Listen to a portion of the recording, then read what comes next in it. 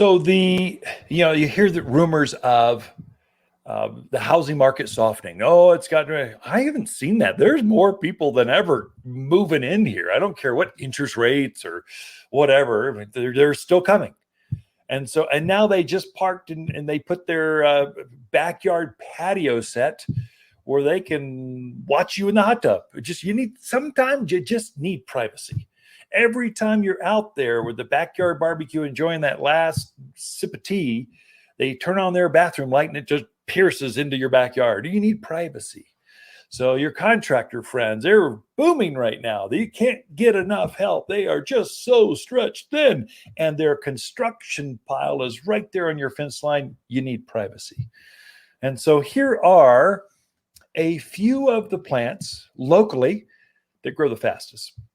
And not by no means all of them. In fact, I'll try to post, I'll have something, let's see, through our Facebook post or Instagram feed, a top 10 list of privacy plants. Like you could go to our website, watersgardencenter.com, and just type in privacy. You'll get all the articles, and you just do that. Just go into the search bar at watersgardencenter.com. It'll have the list plus of the fastest growing, top performing evergreen privacy plants. But let me just mention a few of them, and you can plant these now. It's perfectly fine. I started out the show and said you can plant now, but just supplement the drip irrigation with some hand watering until the monsoons come. That is very important for all new plantings. But if you're going to plant a new privacy screen, it's actually a good time because they're going to grow some when the monsoons hit. So there's a couple things I'm doing. I'm keeping the weeds down because they take moisture away from my plants and they're just a nuisance. I'm keeping the bugs down because they suck the life out of plants. I don't want that. So I'm keeping them down.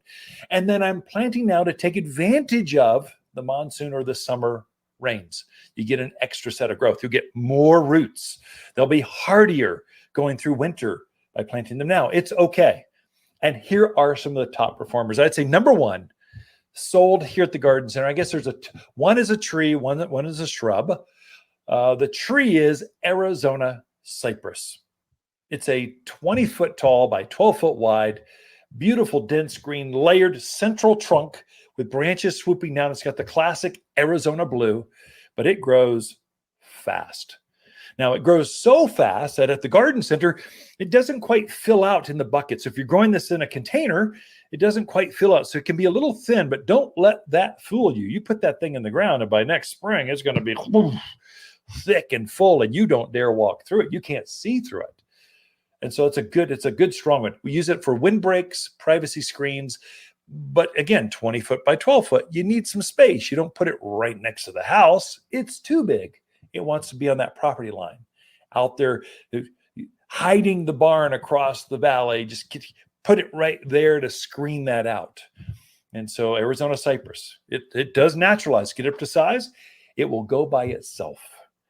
And so the other number one seller, I guess, shrub would have to be red tip photinia.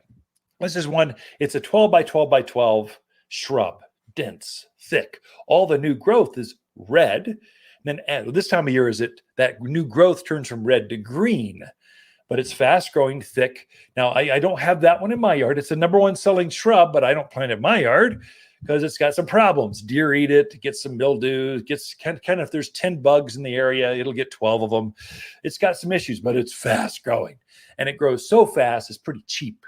So it's cheaper than some of the other things, but you're going to pay for it down the road in higher maintenance, more water bills. You're just going to, if I had my druthers, I would rather plant Ellie Agnes.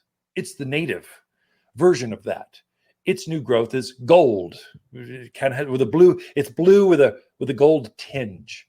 It gets up about 10 feet by 10 feet by 10 feet. So it's not quite as big, but it grows fast.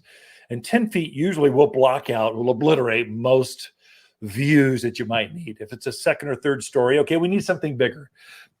But most backyards, a silverberry, or Ellie Agnes, silverberry is a common name, is a native. Again, once it gets up to size, you can cut it off of all care and it will take care of itself. And there's no animal that will eat it. It doesn't get bugs, takes our sun, takes our wind. It's got all the stuff. It's a native. It grows wild here. You'll see them out in the forests.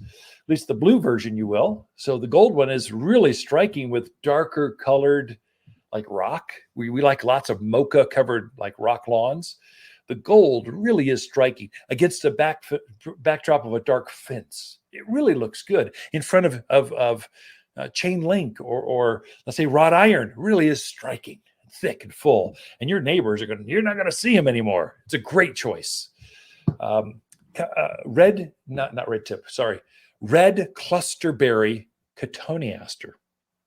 I've used this one several times.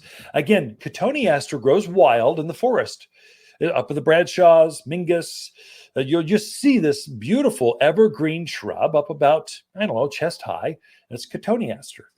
There's a faster growing cousin that gets easily 10, 12 feet by 10, 12 feet. It's just thick and full and rich. We hedge it often, but it's got dark, like blue-green, like rich forest green, only darker foliage, thick, you can't see through it. It gets white flowers in the spring, and then those flowers turn into clusters of red berries, thus the name red clusterberry cotoneaster. Very fast. I mean, it's going to grow like this time next year, full on obliteration of any view you don't want to see. It's gone, and without any care. And animals don't eat it. It's drought hardy. It does all the stuff you want. It's a good plant for the mountains of Arizona. It's a #1 seller. For me, I use Spartan junipers. Now, the reason I use junipers grow, they're native here. So they're going to adapt. The entire family of junipers are going to adapt really well. And then junipers get a bad rap because I haven't got allergies. Well, if you're planting a hedgerow of junipers, don't plant the male variety. Now, we only sell females here at Waters Garden Center because we know they're the ones that, so the males put the pollen on, the females don't. They put the berries. So we're selling the females because the males cause allergies, the females don't. And so just put the right, if you get a good quality plant, that's one of the check boxes going, oh yeah, it doesn't have pollen. Perfect, we'll take that one.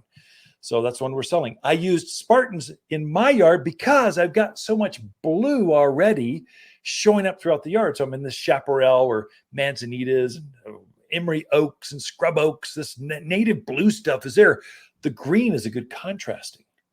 It grows fast. So Spartan junipers get up to, 10, 12 feet by 6, 7 foot wide. So they're thick, they're fast growing, they're methodical. And so I put a hedgerow out front where I can create this little privacy courtyard area with junipers. They're easy care. They just, nothing eats them. They take our drought. I don't worry about them when it heats up in summer. I don't worry about them in the winter with the cold because junipers, they just do well here. There's a good choice. The opposite of that would be Wichita blue juniper. If you want the same exact plant, only blue instead of green, Wichita blue, they're the same. So again, 10, 12 feet by 7 feet wide. It's a great one. Italian cypress. If you wanted to grow to the moon, but only get, 5 feet wide, that's another good one. You'll see Italian cypress in a lot of different places. So I think one that's not used enough, pine and spruce.